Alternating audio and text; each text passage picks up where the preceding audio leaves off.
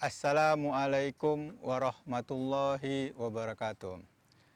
Kita ketemu lagi ya dengan saya Muhammad Rifki Santoso. Saya Widaiswara di Balai Diklat Keuangan Medan. Nah, pada kesempatan ini ya saya akan mencoba menjelaskan kasus yang ada di pengadilan pajak. Ya, dalam hubungan interaksi antara wajib pajak sama DJP, ya itu biasanya ada sebeda pendapat.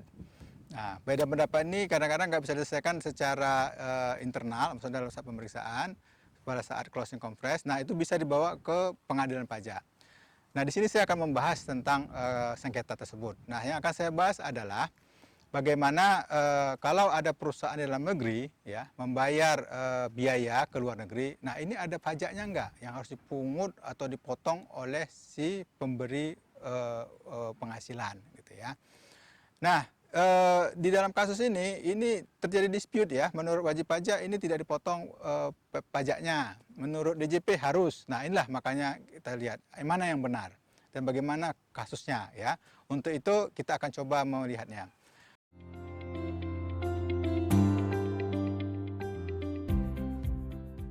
Berikutnya kita ke putusan pengadilan ya.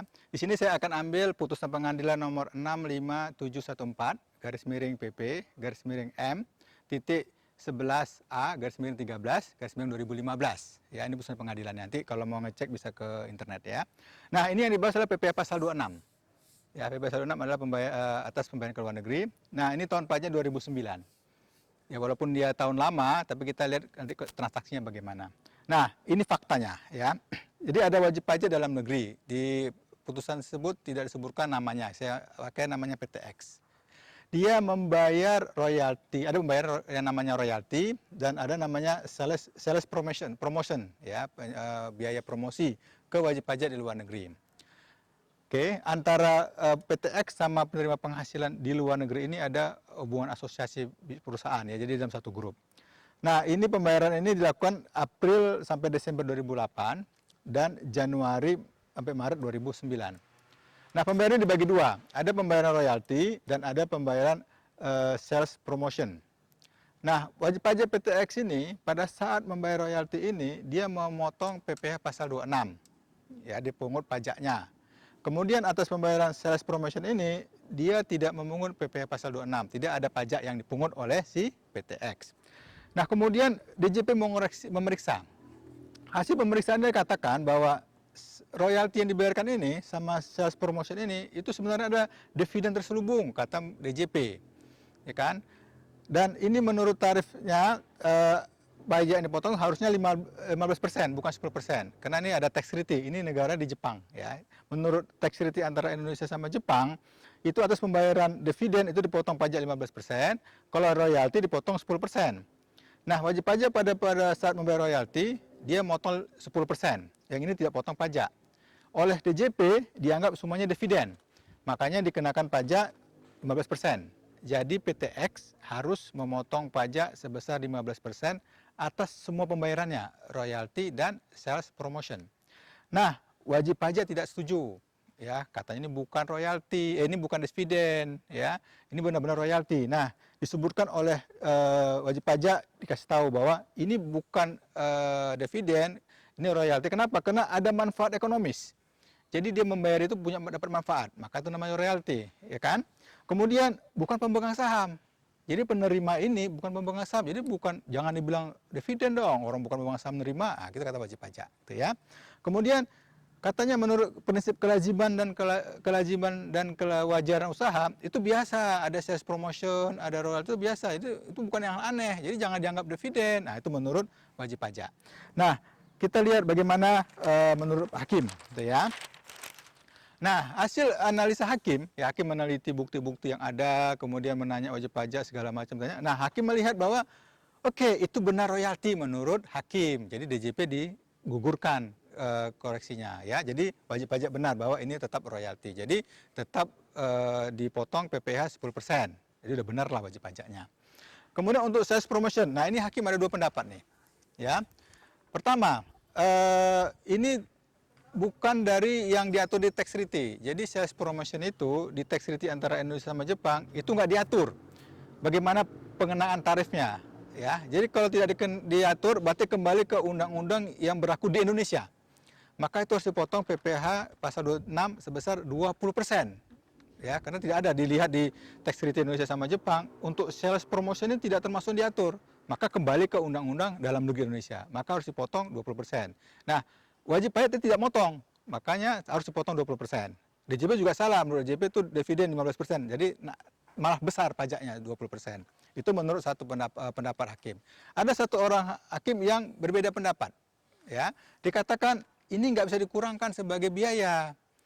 Ya, menurut dia kenapa? Ini kena nggak cocok. Ya mungkin hasil penelitian hakim nggak pas. Jadi dianggap sebagai dividen, jadi harus 15%. Jadi salah satu orang hakim ini malah mendukung DJP. Tapi secara keputusan ambil suara bulat, hakim memutuskan adalah sesuai dengan pendapat pertama tadi. Jadi ini harus dikenakan 20% tarif PP pasal 26 tarif 20%. Nah, coba kita bahas. Udah benar belum? Nah, gitu ya. Nah, ini pertama kita lihat data, fakta yang ada. Fakta yang ada bahwa wajib pajak yang ini PTX tadi itu tidak melakukan transaksi kepada pihak independen. Dia melakukan transaksi di grup, ya, pembelinya dia juga, penjualnya dia juga, yang melakukan pemasaran dia juga. Ini tidak ada hubungan dengan pihak lain, gitu ya. Itu dari fakta yang ada. Jadi tidak ada interaksi dengan pihak independen. Oke, nah berarti semua transaksi dengan pihak afiliasi. Nah, kan pertanyaannya, dengan afiliasi biaya pemasaran enggak? Nah, itu pertanyaannya. Kan itu jadi pertanyaan kita berikutnya. Berarti butuh nggak biaya pemasaran, nah, gitu ya. Nah, ini lihat ya. Jadi kalau PTX dia kan bayar royalti ke wajib pajak luar negeri. Nah, itu tentu afiliasi afiliasi dia juga kan satu grup.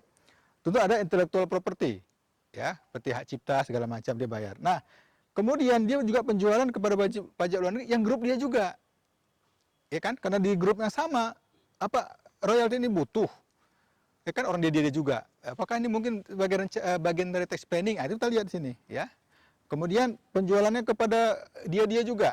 Apa butuh biaya pemasaran? Kan dia juga yang beli. Karena ada perintah dari big boss-nya gitu ya. Jadi ini sebenarnya kalau secara logika ya, ini nggak perlu ada biaya pemasaran. Ya, jadi ini bukan biaya pemasaran, ini nggak boleh dibebankan sebagai biaya. Nah, saya cenderung kepada tadi yang kedua, bahwa tidak boleh dikurangkan sebagai biaya karena nggak perlu biaya itu. Karena dia menjual barang ya pasti dibeli gitu ya. Jadi nggak perlu promosi-promosi itu menurut pendapat saya gitu ya dari data yang ada. Kemudian untuk royalti ini, nah apakah dia harus bayar royalti?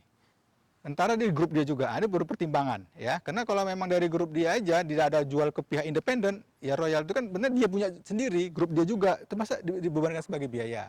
Nah ini sebenarnya nggak boleh juga sebagai biaya. Ya itu larinya adalah ke PPh badannya. Nah itu bisa. Di sini yang saya nggak lihat apakah ada ke sana atau tidak. Ya karena ini tidak sebagai sengketa. Ya begini sebagai pembahasan bahwa itu harus dilihat juga ke PPh badannya.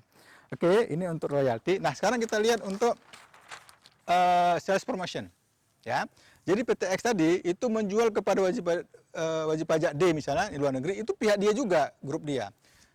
Kemudian yang grup tadi menjual ke pihak independen, pihak luar, ya. Jadi waktu yang PTX ini dia nggak perlu dia pemasaran, yang luar ini yang perlu, karena pihak independen. Tapi dia membayar sales promotion kepada grup dia, ini namanya disebutkan di ringkasan itu adalah Panasonic VC Network, ya, untuk membayar biaya iklan. Ya kan? Nah, berarti kan iklan ini perlu untuk apa? Untuk pada saat yang ini bayar ke luar negeri, iklan ini. Ini yang membuat iklan supaya ini laku ke luar negeri. Jadi bukan kena PTX-nya, tapi bebannya di PTX. Nah, ini pertanyaan. Ya harusnya diperhatikan di sini, nggak boleh sebagai biaya harusnya. Kenapa? Ini bukan beban PTX, tapi beban WPD yang menjual ke pihak independen. Ya, harusnya ini nggak boleh beban sebagai biaya. Jadi harus lihat ke lainnya gitu ya, ada out of the box gitu ya. Jadi jangan terpaku di sini saja. Nah ini yang saya lihat tidak ada di situ ya. Tapi saya nggak tahu nih apakah di putusan yang lain. Tapi yang jelas ini ada satu pembahasan ya bahwa ini tidak boleh dibebankan di PTX. Makanya dividen sebenarnya. Gitu ya. Jadi ini adalah biaya di WPD ini menjual. Gitu ya. Oke. Nah, di sini sebutkan tadi kan sales promotion itu ada biaya promosi, potongan harga, brosur segala macam, katalog ya, iklan, perlindungan presiden segala macam. Berarti ini adalah untuk yang berikutnya. Ya, setelah ini bukan yang di PTX jual ke WPD-nya, tapi ke pihak independen. Nah, ini grup dia, nggak perlu dia biaya promosi ya. Jadi yang biaya ini tidak boleh dibebankan di PTX. Jadi selain tadi dianggap dividen juga tidak boleh sebagai biaya sehingga akan muncul tambahan PPh badannya. Nah, kemudian pertanyaan lain adalah yang timbul di situ ya, apa perlu biaya iklan? Ya, iklan yang mana? Berarti di sini, gitu ya. Ini nggak perlu iklan. Kemudian harus dibukukan sebagai biaya nggak di PTX? Ya nggak boleh. Ya, jadi di sini sebenarnya pemeriksa pajak harus melihat dua hal. Jadi selain dia memang katanya nggak perlu promosi, ya juga di sini ini nggak boleh sebagai biaya. Nah ini yang harus harus diperhatikan lebih lanjut.